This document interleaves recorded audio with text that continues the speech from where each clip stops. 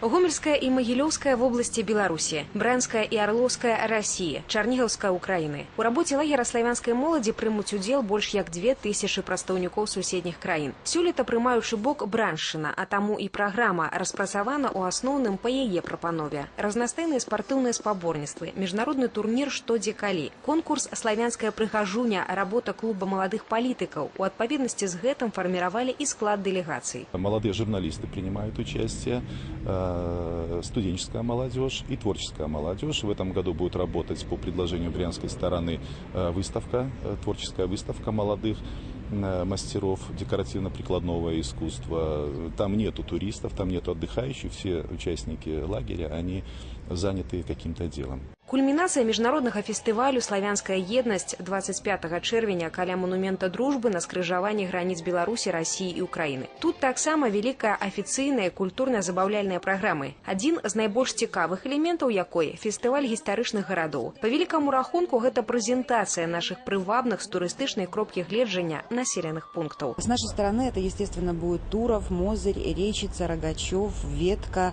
Хойники. Мы готовим и рыцарей, и стародавних таких панно-вельможных прихожан, горожан. Як чакаецца, міжнародны фестываль «Славянская еднасць» завершыцца вялікім канцэртам з удзелам народнага артыста Российской Федерации Миколая Баскова. Олег Сенцюров, Ольга Коновалова, Валерий Гапанько, телерадиокомпания «Гомель».